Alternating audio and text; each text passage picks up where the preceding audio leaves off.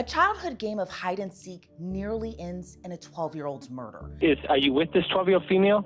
Yeah, she says she's having trouble breathing. She said she was stabbed multiple times. Stabbed multiple times? Yes. She's alert.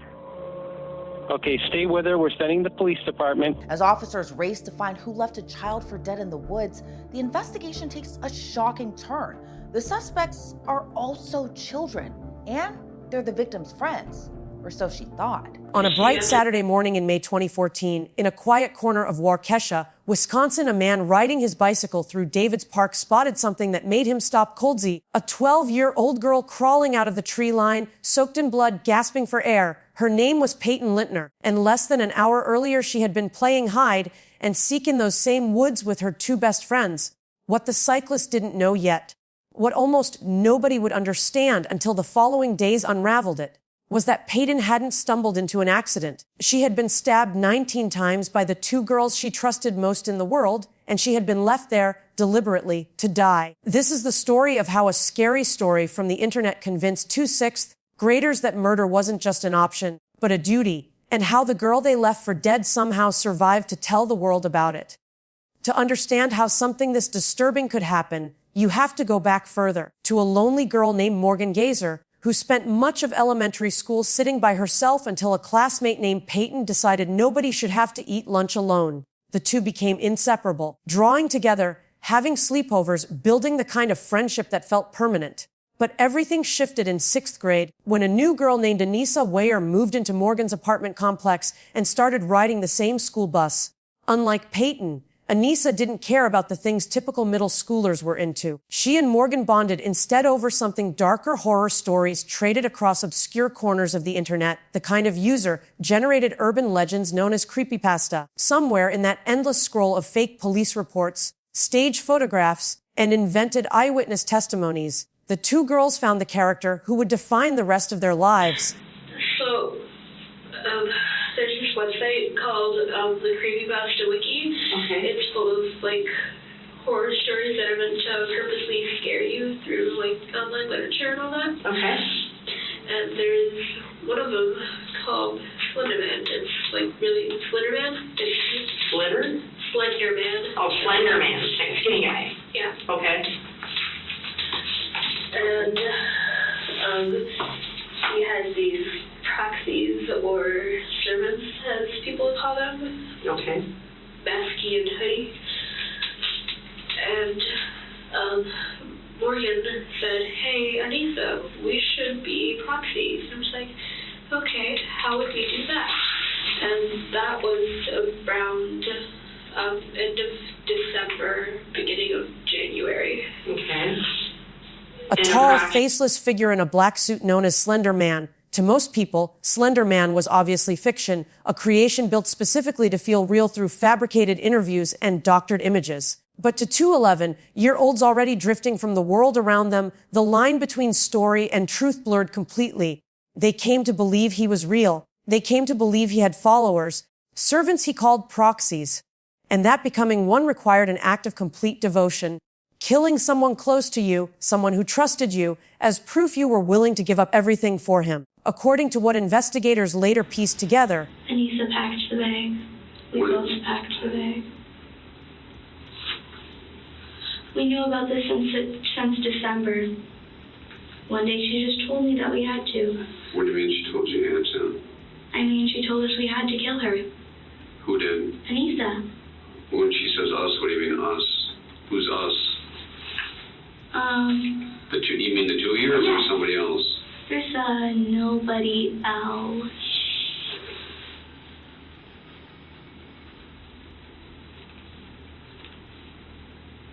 Morgan and Anissa had been planning this for months, whispering about it on the school bus, careful that no one else could hear. The date they chose was no accident. On May 30th, they let Payton believe she was simply there to celebrate Morgan's 12th birthday, a night at the roller rink, frozen yogurt, a slumber party at Morgan's house. In the morning, Morgan asked her mother if the three of them could walk to a nearby park, a request her mother approved only because it was a special day and the girls would have each other. What Payton didn't know was that the plan had actually started the night before, when Anissa tried to wake Morgan in the middle of the night to go through with it right there in the bedroom, only for Morgan to say it was too early. Instead, they waited until morning. Morgan admits she tricked one of the few people she could actually call a friend. The last thing she said to me was, "I trusted you." And then she said, "I hate you." And then we lied to her. Anissa said that she'd go get help. I didn't have anything to do with the lying. Well, that was all Anissa. She said we were going to go get help. How did you trick her to get down there? We said that we were going to go bird watching.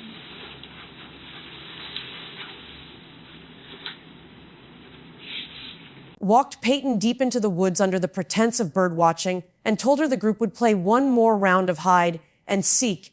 Lie down, cover yourself in leaves, and wait. She trusted them enough to do exactly that. What happened next took only seconds, according to the girls' own later accounts. One held Payton to the ground, while the other repeatedly drove a kitchen knife into her arms, her legs, her torso. We played on the slide for a little bit, and we went in the bathroom, and then we were singing songs.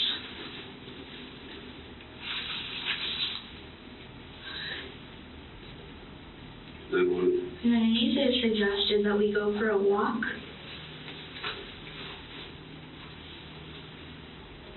Okay.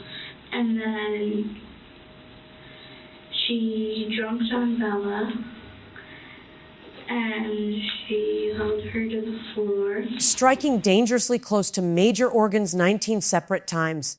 Then they left her there, walked away into the woods, and in one of the most chilling details of the entire case, quietly convinced themselves they might still catch a glimpse of Slender Man on the way out. she said, "Oh, there was one thing I forgot to tell you. I kind of sort of made a deal with Slender, saying that if we didn't kill Bella, that he either would or could kill our families and everything we love, and I don't want that to happen, so that's why I did this." And then I got really scared then and started speed walking and trying to get myself out of there. I even started singing to myself to try to calm myself down. As if the sacrifice itself might summon him, somehow, against every likelihood, Payton did not die. Bleeding and struggling to breathe, she dragged herself out of the woods and onto Big Bend Road, where the passing cyclist found her and called 911, staying on the line as dispatchers rushed police and paramedics to her side.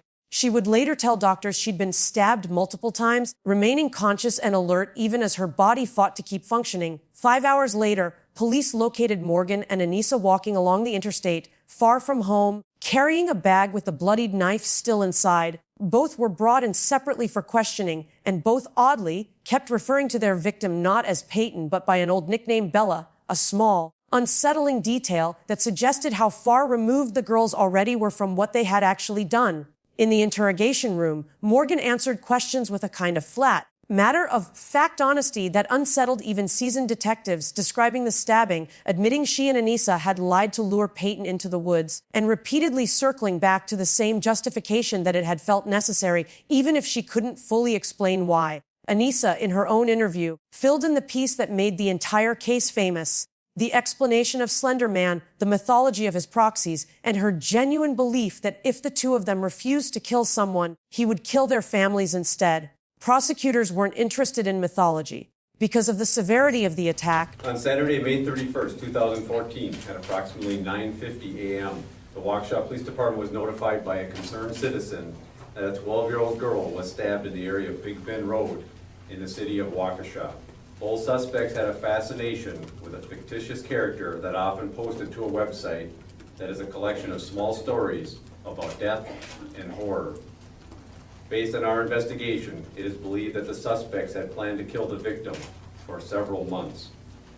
The three girls had a sleepover at the house of one of the suspects on Saturday night, May 30th. In the morning, the suspects went to David's Park and lured the victim into the woods near Big Bend Road, south of Rivera Drive, to play a game. Once there, one suspect held the victim down while the other suspect stabbed her 19 times in the arms, legs, and torso. Many of the stab wounds struck major organs, but incredibly and thankfully, the victim survived this brutal assault. Both girls were charged as adults with first-degree attempted homicide, a decision that sent the case into international headlines and ignited a much larger conversation about how could two middle school girls commit a crime as shocking as this?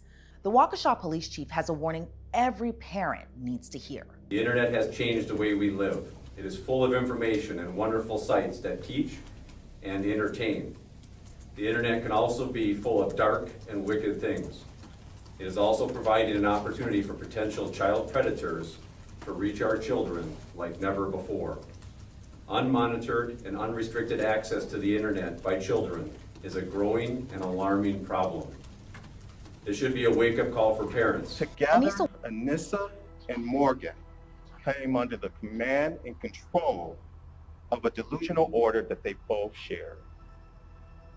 A shared delusional disorder involves a strong adherence to non-reality-based thoughts or beliefs by two people who share a close relationship. The primary and the secondary person succumb to the exchange of the delusional beliefs as a result of that very close relationship. So Anissa and Morgan, two 11-year-olds, found one another, and then shortly after that, Anissa lost touch with reality and fell prey to that delusion. Two vulnerable minds reinforcing the same false belief until neither could see a way out of it. Prosecutors pushed back hard. Opening statements take place the following month. From the state's perspective, they believe Anissa should be in prison. Waukesha County Assistant District Attorney Kevin Osborne argues mental illness shouldn't give Anissa a get-out-of-jail-free card. There are all kinds of mental diseases or defects. I dare say most people have them. But if we simply said all mental diseases or defects would result in a pass on criminal responsibility, the prisons would be empty because basically everybody has one. I'm afraid of heights. Is that a mental disease? Yes. Would it justify me doing things like the defendant did in this case? Absolutely not. You're going to hear evidence that they were planning this for months and months. It doesn't really have that immediacy the way I think of it. Arguing that a mental illness diagnosis couldn't excuse months of careful planning, arguing that fear of an imaginary killer doesn't explain why. Go through with this after planning it on the bus and for these months. Anissa wakes up. The three girls are sleeping in the same room. The original plan was to get up in the middle of the night, kill Payton, and leave.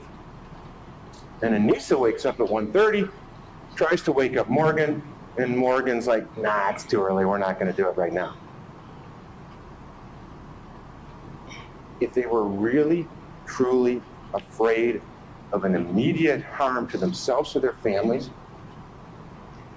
from a fictional character that apparently knows all and sees all, wouldn't they be thinking, oh geez, if we don't get up now and do this, Slender Man's gonna be mad? That's not what happens. They don't. They go back to sleep. Morgan has the knife.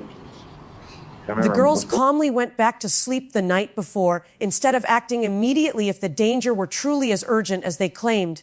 After 11 hours of deliberation, Court will read the verdict. We, the jury, find as follows. Question 1. At the time the crime was committed, did the defendant have a mental disease or defect? Answer is yes by 10 to no. Court will grant the judgment on the verdict so ordered. Based upon that, I will find that Anissa Weier was found not guilty by reason of mental disease or defect to the crimes charged: attempted second-degree intentional homicide, party to the crime with the use of Geyser learns her sentence. The now 16. I'm satisfied that that there is sufficient evidence to find that Ms. Geyser is a risk, and that she's a risk of exercising dangerous conduct, that she poses a significant risk of bodily harm to herself, others, or to property. The safest approach, the best approach to ensure that Ms. Geyser has success and that the public's protected, is to ensure that she has institutional care. When I put it all together, the 40-year commitment appears reasonable and fair, taking into account the unique circumstances of this case. So I'm going to order that the commitment be for 40 years.